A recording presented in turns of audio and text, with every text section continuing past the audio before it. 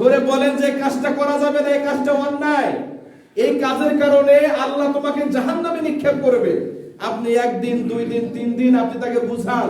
কারণ আল্লাহ পাক রব্বুল আলামিন আমাদের প্রত্যেকটা মানুষকে তিনি খলিফা রূপে পৃথিবীতে প্রেরণ করেছেন। আপনার যে কাজ হবে, আমার যে কাজ হবে, স্বয়ং রাসূল সাল্লাল্লাহু আলাইহি সাল্লামের সেম কাজ। তিনি আসলেন, আসার পরে একটা সমাজ ছিল অন্যায়, দুর্নীতি, রাহাজানি, লুট, ধর্ষণ, এইরকম একটা অন্যায় সমাজকে তিনি কিছুদিন ইসলামের দাওয়াত দিয়ে তিনি একটা পূর্ণাঙ্গভাবে ইসলামী সমাজ তিনি গঠন করলেন।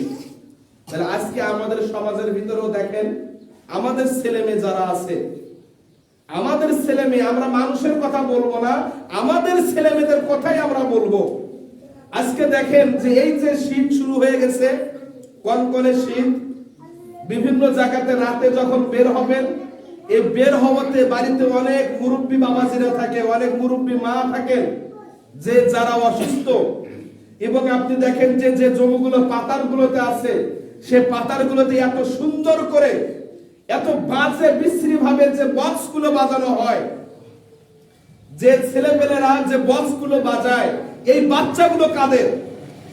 এই বাচ্চাগুলো মূলত আমাদের। আজকে দেখা যাচ্ছে যে আল্লাহ রাসূল, আল্লাহ পাক রব্বুল আলামিন বলেছেন, তোমরা সৎ কাজের আদেশ দাও, অসৎ কাজ থেকে মানুষকে হেফাজত করো। আজকে রাতের আধারে সারা রাত ধরে যে আমাদের ছেলেরা, আমাদের নাতিরা এরকম ভাবে যে মানে অবৈধ ভাবে যে বক্স বাজাচ্ছে, বাজানোর পরে আশেপাশে মানুষের ঘুম হারাম করে দিচ্ছে। আমরা সমাজের ব্যক্তি হয়ে, আমরা সমাজের নেতা হয়ে কয়জন সেখানে গিয়ে আমরা বাধা প্রয়োগ করলাম? আজকে আপনি বাধা দেবেন না, আপনি মনে করতেছেন যে এগুলো কাজে আমার কোনো দেখার কোনো বিষয় নাই, আমি সুন্দর মতো 5 ওয়াক্ত নামাজ পড়বো, আমি সুন্দর মতো ইবাদত করব, আমি 4টা খাবো, বসে থাকবো, আমার ইবাদত শেষ। এটার নাম কিন্তু ইবাদত নয়। আপনার সমাজের যত অনৈতিক কার্যকলাপগুলো হবে, আপনার সমাজের যত খারাপ কাজগুলো হবে, এই সমস্ত খারাপ কাজ আপনাকে দেখতে হবে। যদি দেখা যাচ্ছে যে আপনি প্রথমবার গেলেন, সেখানে গিয়ে তাদেরকে বুঝালেন, তারা বুঝলো না, তাহলে আপনার দায়িত্ব সেখানে শেষ, কিন্তু আপনি বুঝাইতে হবে তাদেরকে। কারণ এই যে বিভিন্ন জায়গাতে আমাদের যে অসুস্থ মানুষ থাকে, দেখা যায় ঈশার নামাজ অনেক মানুষ অনেক লেটে পড়ে, যে কোনো কারণবশত দেরিতে পড়ে, আর যখন আশেপাশে এরকম বক্স যখন বাজানো হবে 100% ফুল সাউন্ড দিয়ে, তখন দেখা যাবে তার নামাজের বিঘ্ন ঘটবে, বাড়িতে যে অসুস্থ মা বাবা থাকে তাদের সমস্যার সৃষ্টি হবে। এই দিকগুলো আমাদের প্রত্যেকটা সমাজের মানুষের এই দিকগুলো দেখা প্রয়োজন। আজকে এরা কারা করতেছে?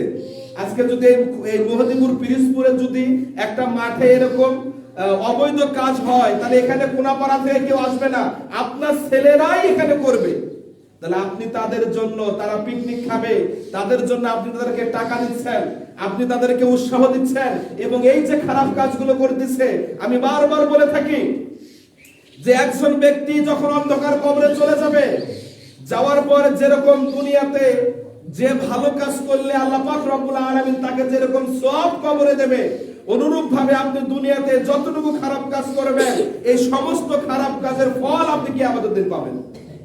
যেরকম আপনার জমিতে, আপনার জমির উপরে খারাপ কাজগুলো হচ্ছে, আপনি প্রোডাক্ট দিলেন না, আপনি বাধা দিলেন না, আজকে আল্লাহ না করুক আপনি মারা গেলেন, এই যে খারাপ কাজগুলো হচ্ছে, এর জন্য একটা পার্সেন্টেজ আপনার কবরে চলে যাবে। আপনি কিয়ামতের দিনে উঠবেন, আল্লাহকে বলবেন, আল্লাহ আমি দুনিয়াতে বেঁচে থাকা অবস্থায় এত ইবাদত করেছি, এত নামাজ কালাম করেছি, আমি তো মাত্র 10টা পাপ নিয়ে কবরে এসেছিলাম, আজকে আমার 50টা পাপ কেমনে হলো? আল্লাহ তখন আপনাকে বলবে যে আপনার জমিতে, আপনার সীমানায়, আপনার জায়গাতে রাত দিন ভরে অবৈধ কাজ চলেছে, আপনার জায়গাতে অন্যায় কাজ হয়েছে, আপনার কোন ছেলে, আপনার কোন মেয়ে, আপনার কোন ভাই তাদেরকে প্রোটেক্ট দেয়নি, এই জন্য যে পাপগুলো হয়েছে তার আংশিক পাপ তোমার কবরে চলে গেছে। তখন আপনি কি করবেন?